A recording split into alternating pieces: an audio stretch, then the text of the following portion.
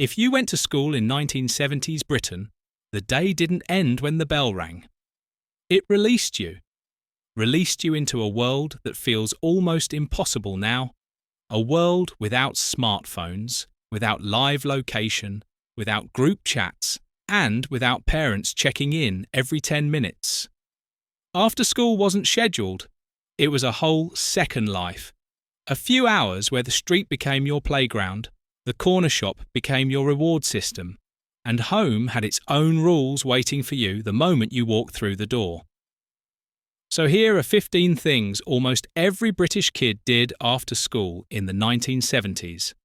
The routines, the habits, and the little rituals that feel like a time machine if you remember them.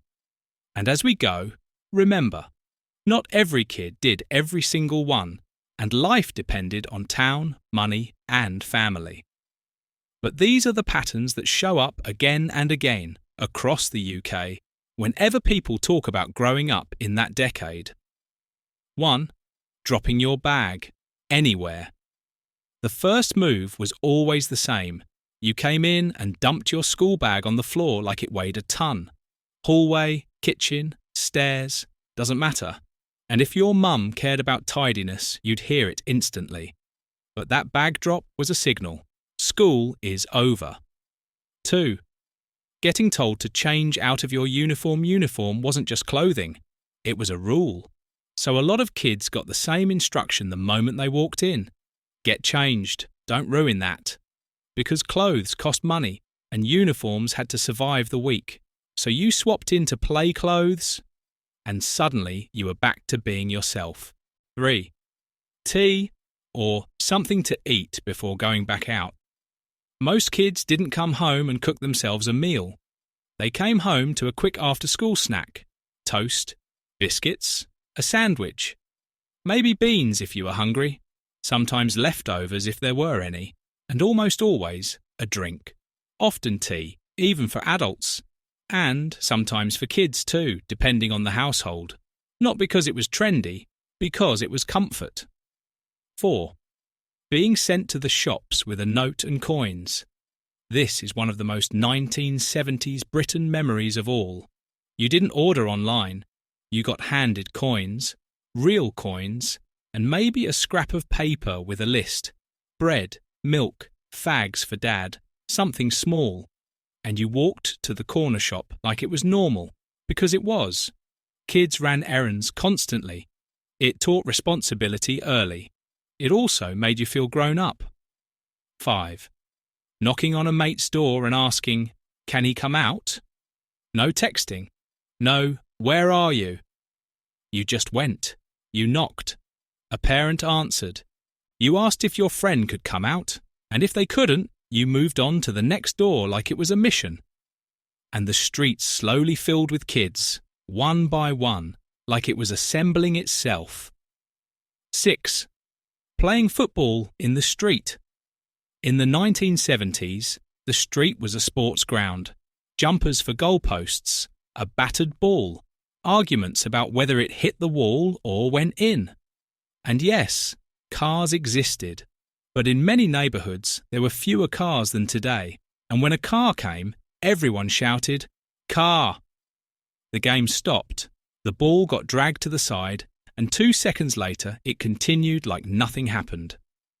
7. Riding bikes everywhere with no helmet and no drama. A bike wasn't just transport, it was freedom. You rode to friends, to the park, to the shops, to nowhere. And you learned your town by moving through it. No trackers, no calls, no constant parental updates. You just came home when the time felt right, or when someone shouted your name down the street. 8. Making up games out of absolutely nothing. Kids in the 70s didn't need equipment for everything. They needed space and imagination. Kirby at the curb, chase games, hide and seek, tag, skipping rope, marbles, playing war with sticks that became rifles in your mind. It wasn't screen time, it was outdoor invention. 9. Getting covered in mud and then hearing about it. British weather does what it wants, and kids didn't stop for drizzle. So after school often meant muddy knees, wet socks, and shoes that looked like they'd been through a battlefield. And then you'd walk in and hear the classic line, "Look at the state of you," because Mum had just cleaned the floor. 10. Listening to the radio, not as background, but as culture. Music in the 1970s wasn't endless streaming. It was radio, records, and waiting. You'd hear songs through a kitchen radio or a bedroom radio, and they felt bigger because you didn't have instant replay. You'd talk about what was on. You'd sing along. You'd try to catch the song again later. And if you were older, pop culture became part of your identity fast. 11. Watching kids' TV if the timing worked. TV wasn't on demand, so after school had a rhythm, finish your stuff, grab a snack, and catch children's programs at the right time. If you missed it, you missed it, which meant kids talked about the same shows the next day because everyone was on the same schedule. 12. Doing homework, late, fast, or not at all. Let's be honest. Some kids did homework right away. Many did it right before bed. Some forgot until the morning, but homework in the 70s often had a different feel. Fewer online portals, fewer constant school messages. You had a book, you had an exercise pad, you wrote things by hand, and if you lost the homework, it stayed lost. 13. Helping at home without calling it chores. After school wasn't only play. A lot of kids helped, setting the table, washing up, peeling potatoes, watching younger siblings, taking out the bins, going to fetch coal if the house still used solid fuel.